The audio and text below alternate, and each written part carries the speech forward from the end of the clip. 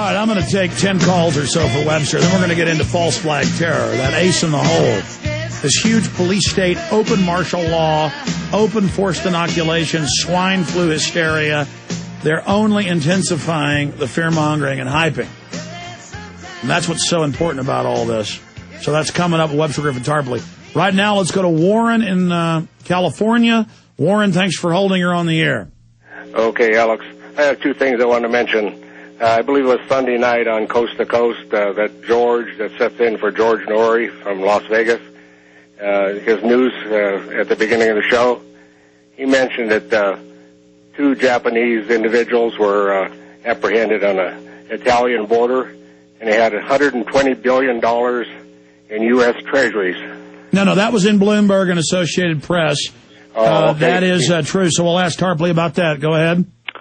I have no particular opinion. It's a lot of money, but Switzerland is a paradise of flight capital, so I don't know. Is that really that new? The amount is rather large. And what's the other point? What's the other point, caller? Yes. I have an article from 1983 of the San Francisco Chronicle. I don't have it right here with me. It's about 400 miles away in storage. That's okay. But the article says the Fed's ready to distribute private individuals' property.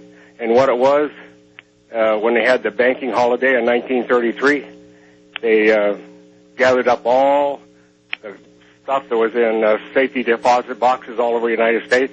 Yeah, they made folks turn their gold in, and then they gave them paper money back, and then a year later doubled the price. They are talking about taking private property, seizing pensions to feed that into the bankers. So let me ask Webster about that. Yeah, this new Federal Reserve, quote, reform bill, openly, I'm sure you've seen it, Webster. Yeah, sure.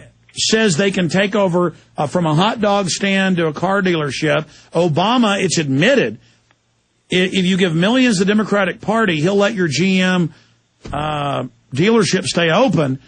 But if you don't make the payoffs, they give it to somebody else or shut it down, even though it has an incredible value. They take the franchise. Give us your take on that. Well, that is the corporate state, the Mussolini fascist corporate state, as imposed now by the Wall Street banking community, where the Wall Street banking community takes over the government and runs it. Now, of course, in the middle of that, somebody like Obama's got to maintain his own political interest. I would just point to this Federal Reserve question, though.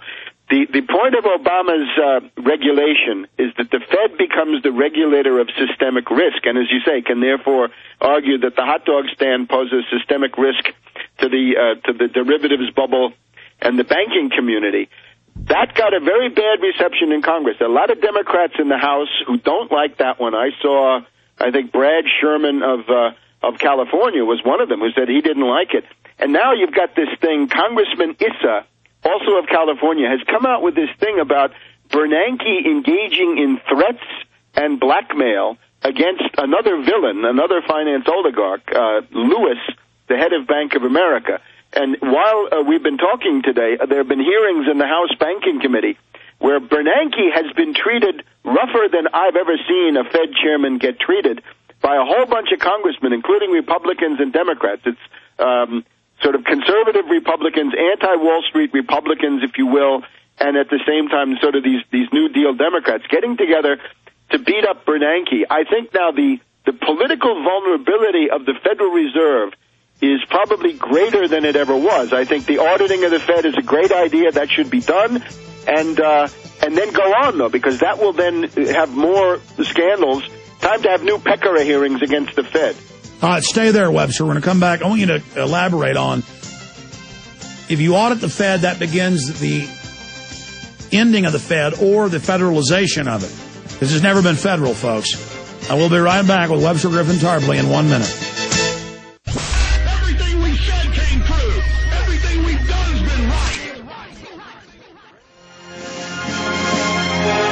I'm Alex Jones. We're talking to Webster Griffin Tarpley. Continuing with your phone calls. We haven't even gotten into the ace in the hole the establishment has. Staged crises. So it's all coming up in the next 30 minutes or so with our guest. And I've got some other video clips and news I want to cover after he leaves us near the end of this transmission. We're going to go to Johan, Anthony, Annie, and others, Robert, in just a moment. Webster, you're talking about ending the Fed. I mean, this is so criminal, so obviously corrupt. It's coming out that Congress is subpoenaing over Bank of America, ordering them to buy up different assets, different brokerage firms. Because, you know, the big mega bankers at the Volcker or Kissinger or David Rockefeller level, they're always in the news. In fact, Volcker's in the news today and Bloomberg at press conferences blaming the CEOs, blaming the brokerage firm heads, who aren't they just hired captains or mercenaries for the larger investment groups? And isn't this the elite trying to throw a few little bankers or middle-sized bankers to the wolves, to throw the wolves off of their trail, or the bloodhounds off of their trail? What's going on here? The fascist corporate state, and it is a government-sponsored compulsory cartel. It obeys the logic of finance, right, of Wall Street in this case. A government-sponsored compulsory cartel for the purpose of driving down production. You see that in Detroit. Factories close. Driving down wages. The UAW has had to eat tremendous losses, right? They've been driven down to sweatshop wage levels. So you're going to drive down production, you're going to drive down wages, and you're going to prop up the fictitious derivatives and the other fictitious pieces of paper capital that are floating around. Notice the big robbery in the Detroit business with General Motors in particular was a $6 billion payment in cash was made to Citibank and J.P. Morgan Chase, while the UAW, instead of getting guaranteed health care from General Motors, they got some shares of General Motors stock, which I think are likely to be worthless. So the risk was shifted off of General Motors and shifted onto the UAW. Another good example that people who say that Obama is helping the unions must be standing on their heads, because he's doing the opposite. He's destroyed the UAW. He's driven down their wages. He's taken away their benefits.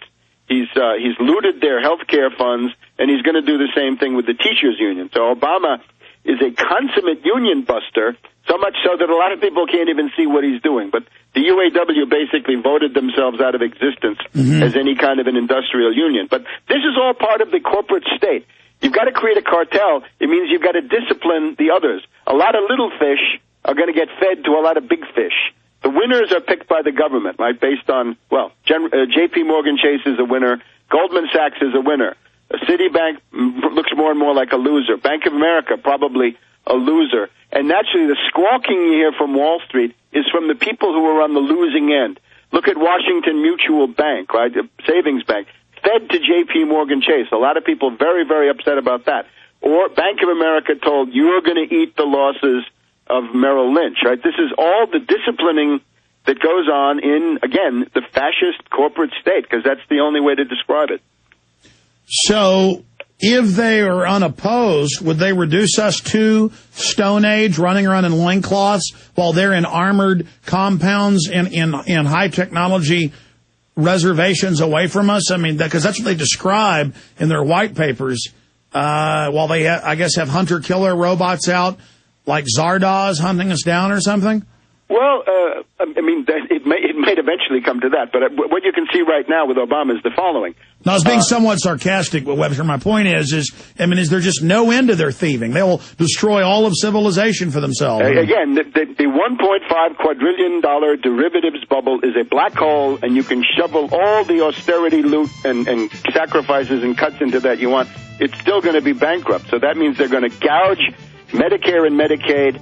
And then, says Orszag, they're going to go on and start reducing your Social Security pension, which for a lot of people is going to be the only thing they have. Yeah, because none of the taxes you pay will go to any services now. It's all to debt created out of nothing by the bankers. Stay there. And derivatives bailouts. Yeah, derivatives bailouts. Going to come back and blitz through the phone calls on the other side. Webster Griffin Tarpley. All right, Webster Griffin Tarpley is our guest. I want you to hurry through your phone calls so I can get into, separate from Webster's solutions and ideas he's got, where he sees them taking us, and politically as a realist, how he sees things unfolding. Because I agree with him. Without some type of staged crises or terror attacks, Obama is a political commodity that is losing value by the day. And you will see an acceleration. we've seen him lose, depending on the poll gauge, 20 to 30-plus points in the last 3 months. And we see an acceleration in that loss. So that's important. That's coming up in a few minutes. Right now, let's talk to Johan in Europe. Thanks for holding, Johan. I would like Webster Tarpley to explain how the state of Israel could influence the country of Cyprus to prevent Congresswoman Cynthia McKinney's second attempt to break the illegal blockade of Gaza. Tonight she's going to be on Mike Rivero, What Really Happened. As even before the boat had docked at the Cyprus port, there was an official waiting there with papers saying that it was unseaworthy, even before he had even taken a look at it. How could this little country have so much influence on